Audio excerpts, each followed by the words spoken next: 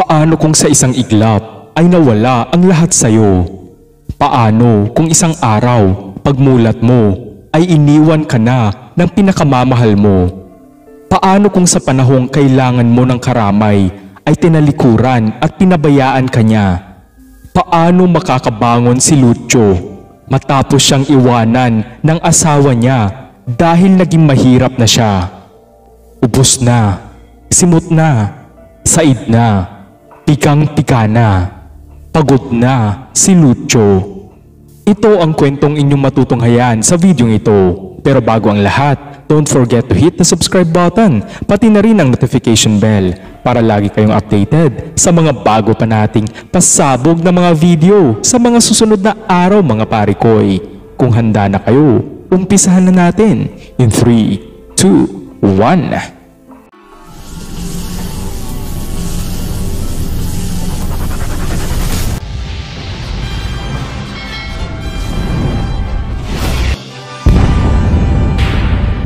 Isang araw ay nagulat si Felici nang mayroong biglaang dumating na bisita. "Ate, may bisita po kayo," wika ng kasambahay na si Nympha. "Oh, Nay, Tay, kamusta po? Napadalaw po kayo.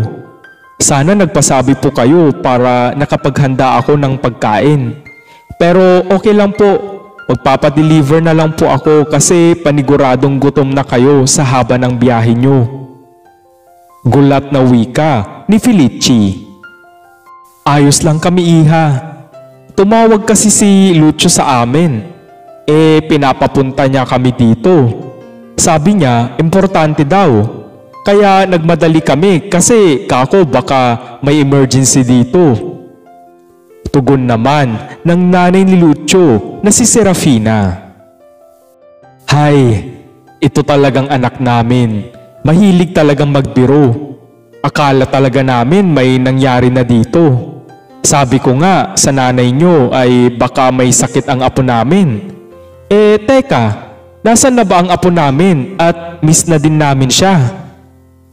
Sunod ding wika ng tatay ni Lucio na si Dalton. "Nympha, dalhin mo nga dito si baby. Dali!" sigaw ni Felici. Mukhang bihis na bihis ka ah. May lakad ka ba, iha?" tanong ni Nanay Serafina. Oho. Siya nga po pala. Ilang buwan na pong hindi nagpapadala ang anak nyo. Kahit panggatas man lang sana ng anak namin. Sa inyo po ba nagpapadala siya? Parang wala nang pakialam ang anak ninyo sa amin eh. Irresponsableng asawa at ama talaga si Lucio. Pasensya na po ha kung nasasabi ko sa inyo ang totoo. Siguro naman ho, hindi nyo kakampihan ang anak nyo. Punong-puno na po kasi ako kay Lucio." Seryosong wika ni Felici. Ganun ba, iha? Pero alam mo naman ang sitwasyon ni Lucio, di ba? Nawalan siya ng trabaho dahil nagka-problema yung pinapasukan niya. Ang sabi naman niya noong huling tumawag siya ay hawak mo daw yung ATM at sapat daw yun na panggastos ninyo hanggang makahanap siya ng bagong trabaho doon. Sagot naman ni Tatay Dalton. "Sapat? Aba, kung ganun ho ang sabi ng anak nyo, ay congrats na lang sa kanya. Yung ATM, hindi ko magamit. Close na ho yung account. Hindi ko alam kung ano ang ginawa ni Lucio sa ATM na iniwan niya. Pasensya ho, pero inutil ho ang anak nyo. At mabuti pala at tumatawag siya sa inyo. Samantalang ilang buwan na siyang walang paramdam sa akin. Ni hindi nga niya makamusta kung buhay pa ba ang anak namin. Wala hong pakialam ang anak ninyo sa amin. Hindi porket nawalan siya ng trabaho ay palagi ko na lang siyang iintindihin." Nanginginig sa galit na wika ni Felici. "Felici, hindi ko ata gusto ang tabas ng dila mo ha. Parang hindi mo asawa si Lucio kung makapagsalita ka. Kung talagang walang iniwan na pera ang asawa mo, saan mo kinukuha ang ikinabubuhay nyo dito? Ayan, mukhang bago pati yung ibang appliances nyo. Yung sofa nyo, bago din. Ano, Felici? Matapang na tugon naman ni Nanay Serafina. Hay, pasalamat ho ang anak nyo dahil marunong akong dumiskarte para buhayin ang apo nyo.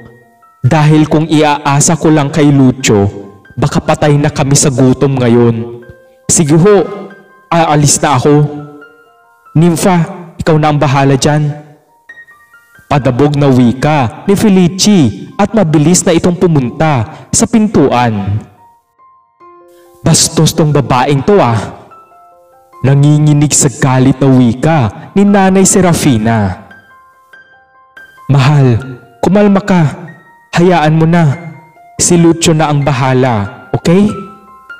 Mahinahon na sambit na lang ni Tatay Dalton para pakalmahin ang galit na si Nanay Serafina. Ma, pa, bakit ho kayo nandito? Gulat na wika ni Felici.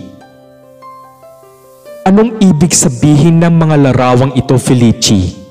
Anong ibig sabihin ng paternity test na ito? Sino ang lalaking yan na kasama mong lumabas sa motel? Galit na sigaw ng ina ni Felici. Nakakahiya ka, Felici.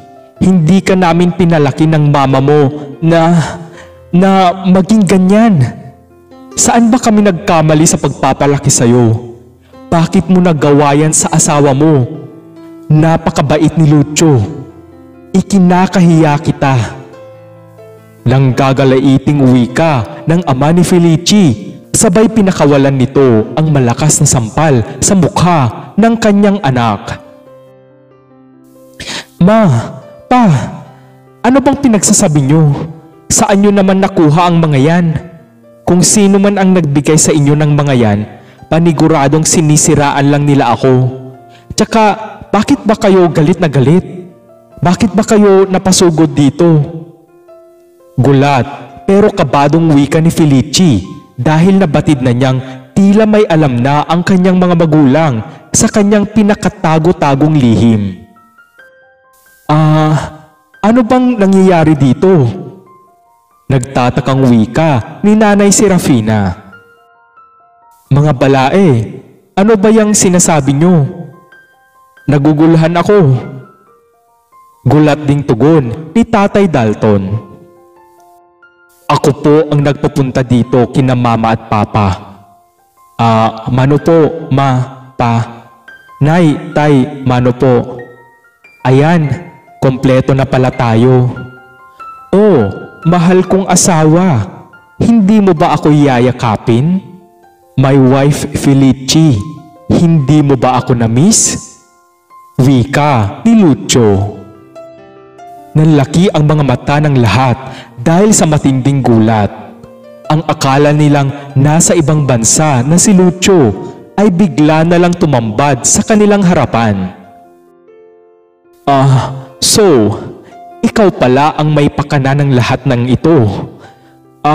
Kailan ka pa dito? Bakit mo to ginagawa sa akin? So, sinisiraan mo ako ngayon sa kanilang lahat para pagtakpan ang pagiging inutil mo at kawalang kwentang asawa at ama mo? Gusto mo akong ipahiya dahil sa mga gawa-gawa mong kwento? Ilang buwan kang hindi nagparamdam, ilang buwan kang hindi nagpadala. Wala ni kamusta, walang sustento. Tapos, ikaw pa ang may ganang gawan ako ng kwento? Maghintay ka, may kukunin lang ako para magkaalaman na. Ito, pirmahan mo tong annulment. Tapos na tayo, Lucio. Gigil na wika ni Felici. Kalma ka lang, my dear wife. Ako nga, kalmado lang. Bakit ka ba natataranta?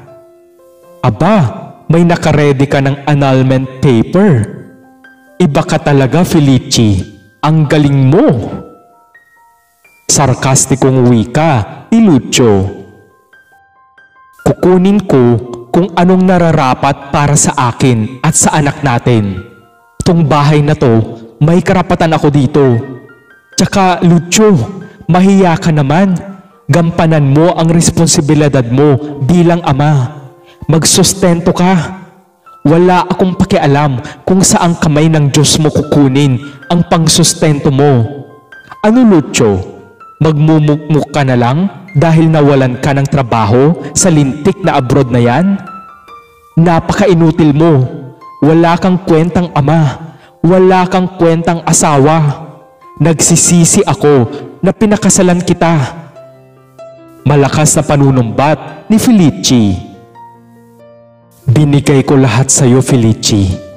Nagpakahirap ako sa ibang bansa para mabigyan ka ng magandang buhay. Itong bahay na to, dugot pawis ang pinuhunan ko para mabili ko ang gusto mong bahay dito sa gusto mong subdivision. Lahat ng gusto mo, binigay ko sa iyo. Karapatan? Anong karapatan mong magsalita tungkol sa karapatan? Ayan Felici, yan ba ang sinasabi mong karapatan? Yan ang totoong senomar mo. Kasal ka sa ex-boyfriend mo. Walang bisa yung kasal natin. Peke yung binigay mong senomar sa kasal natin. Kaya wala kang karapatan sa kahit na anong meron ako. Ayan pa, tignan mo. Yang picture, kakalabas nyo galing motel. Diyan kayo laging nagpupunta ng lalaki mo. Umpisa pa lang, niloloko nyo na ako ng lalaking yan. Oo ma, pa, yung ex-boyfriend ng anak ninyo, hindi sila naghiwalay. At kasal sila sa huwes noon pa, bago kami ikinasal ni Felici. Noong pinakilala sa akin ng kaibigan ko si Felici, at nalaman ng magaling ninyong anak na nagtatrabaho ako sa abroad, plinano na nila ng lalaking yun ang lahat para pagkwartahan nila ako. Ito Felici, sustento sa anak natin, ulol ka. Pina-DNA ko yung bata, hindi ko siya anak. Ano bang akala mo sa akin Felici? Tanga? Noong nagbakasyon ako, 3 months ka nang buntis noon. Ayan yung ultrasound mo bago pa ako umuwi. Tapos, pinalabas mo na premature yung bata kaya maaga kang nanganak? Felici naman. Wow! Hayop! Napakahayop mo. Matagal na ako dito sa bansa Felici. Matagal na kitang pinapaimbestigahan. Pinakuha ko lahat ng records mo. Noong nanganak ka, nasa ospital ako noon. Kasama ko yung abogado ko at yung investigador. Pinablock ko yung iniwan ko sa iyo na ATM bago mo palustayin ang laman ng bangko. Noong una, maaring nauto mo ako. Pero may katapusan din ang lahat Felici. Ma, pa, kaya ko kayo pinapunta dito ay para isauli sa inyo ang anak ninyo. Tulad po ng ipinangako ko sa inyo, hindi ko po siya sasaktan. Pero pasensya na po kasi kailangan ko po siyang isauli sa inyo dahil hindi ko po inakala na magagawa niya sa akin to. Umiiyak na wika ni Lucio. Walang hiya ka, Felici. Niloko mo kaming lahat. Tinanggap ka namin bilang tunay na anak. Hayop ka. Nanggagalaiting sigaw ni Nanay Serafina, sabay napakalakas na sampal ang binitawan nito sa napakakapal na mukha ni Felici. Lucio, iho, hiyang-hiya kami sa ginawa ng anak namin. Mga balae, wala na kaming mukhang ihaharap pa sa inyo. Salitang wika ng ama at ina ni Felici at salitan din nilang sinampal ang malandi at manlolokong anak nila na si Felici. Sige, pagkampihan niyo ako, pare-parehas kayo. Malakas na sigaw ni Felici, sabay mabilis nitong kinuha ang kanyang anak at umalis na ito sa bahay ni Lucio. Matapos makaalis si Felici at ang kanyang mga magulang, ay niyakap ng mahigpit ni Nanay Serafina at Tatay Dalton ang kanilang anak na si Lucio. Lingid sa kaalaman ni Felici ay hindi pala totoong nawala ng trabaho si Lucio. Ang totoo pala ay nanalo siya ng napakalaking premyo sa raffle na sinalihan niya sa ibang bansa na mayroong katumbas na milyon-milyong halaga dito sa bansa. Kaya naman, noong nagbakasyon siya, ay isosorpresa niya sana ang asawa niyang si Felici tungkol sa balitang ito. Ngunit, laking gulat ni Lucio noong bago pa niya ibalita ito kay Felici, ay aksidente niyang nakita sa bag ng kanyang asawa ang resulta ng ultrasound na nagsasabing 3 buwan ng buntis si Felici sa kabila ng katotohanan na 2 taon na nasa ibang bansa si Lucio. Kaya naman, naisip ni Lucio noon na palabasin kunwari na matapos ang kanyang bakasyon sa panahong iyon ay bumalik siya sa abroad at makalipas ang 1 buwan ay ibinalita niya kay Felici at sa kanyang mga magulang na kunwari ay nagsara ang pinapasukan niya kaya nawalan siya ng trabaho sa abroad. Magmula noon ay hindi na nga nagpadala pa ng pera si Lucio kay Felici at pinasara na niya ang hawak ng asawa niya na ATM account. At ang totoo pala ay nanatili lamang si Lucio sa bansa para isagawa ang pagpapaimbestiga sa kanyang lapastangan na asawa na si Felici. Walang kamalay-malay ang lahat na nag-resign na pala sa abroad si Lucio sa oras na iyon dahil nga nanalo na siya ng milyones sa raffle sa bansang pinagtatrabahuan niya at balak na niyang magtayo ng kanyang sariling negosyo. Habang isinasagawa niya ang lihim na pagpapaimbestiga kay Felici, ay unti-unti na rin niyang inumpisahan ang pagbuo ng kanyang sariling negosyo. Kumuha siya ng magaling na abogado para sa lahat ng mga legal na usapan, lalong-lalo na tungkol sa annulment sana nila ni Felici. Subalit bagamat nagulat, ay natuwa na rin si Lucio noong malaman niya na wala palang bisa ang kasal nila ni Felici dahil hindi na siya mahihirapan pa sa annulment case nila. Noong nanganak sa ospital si Felici, ay nagpasama si Lucio sa kanyang abogado na makakuha ng sample sa baby para maipa-DNA niya ito dahil nga imposibleng maging anak niya ang bata dahil sa nakita niyang ultrasound result. Pinakuha niya pati ang totoong senomar ni Felici dahil napag-alaman nila na peke pala ang sinabmit niya noong nagpakasal sila ni Lucio. Lahat ng ito ay ginawa ni Lucio para mayroon siyang solido at lehitimong mga pruweba laban kay Felici kung sakali mang umabot pa ang lahat sa korte.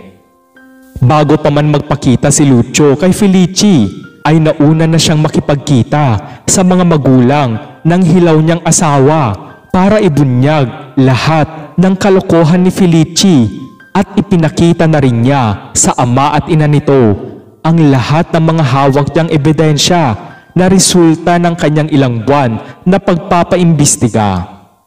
Lumipas ang ilang taon at isang araw ay nagpunta sa isang mall ang dating kasambahay ni na Felici at Lucio na si Nympha at hindi siya makapaniwala nang makita ang pamilyar na tao na nagmamap sa sahig ng mall.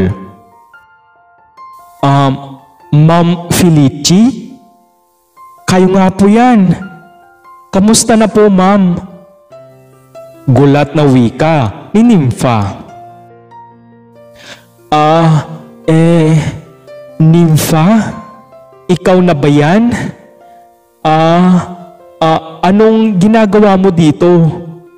Naku, nakakahiya. Ikaw, kamusta na?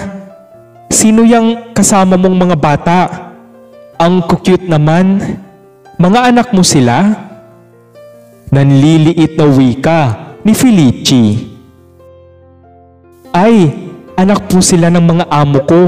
Kambal po sila. Ang cute po nila, no? Masayang tugon ni Nympha. Siguro, ang yayaman ng mga magulang ng mga alaga mo. Ang kikinis ng balat nila.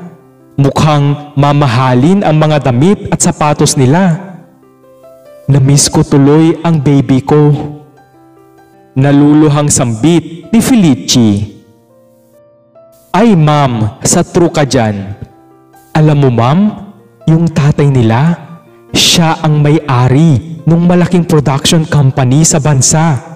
Pero hindi niya yon pinapaalam na siya ang may-ari. Sobrang humble ng milyonaryong tatay ng mga baby na to. At ma'am, naku po, ang nanay nila, ang ganda. Model siya ma'am. Kaya tisoy at tisay ang mga alaga ko kasi half Brazilian yung nanay nila. Silent millionaire yung mga amo ko ma'am. Pero napakasimple lang nila. At super bait pa. Pabulong na wika naman ni Nympha. Ah, talaga? Ang swerte naman ng mga batang ito. Ay, Nympha, siya nga pala. Huwag mo na akong tawaging ma'am. Kita mo naman, janitress na lang ako ngayon. Baka nga mas malaki pa ang sahod mo kesa sa akin. Nakayukong wika ni Felicie. Ma'am Felicie, kamusta po si baby niyo? Namiss ko din yung dating alaga kong yun. Siguro, malaki na siya ngayon. Kamusta po pala kayo ng asawa niyo? Medyo nag-aalangang wika ni Nympha. Nympha, namatay yung anak ko. Nagkasakit siya noon ng malala. Yung hayop na totoong tatay niya, iniwan din kami. Wala akong kapera-pera noon.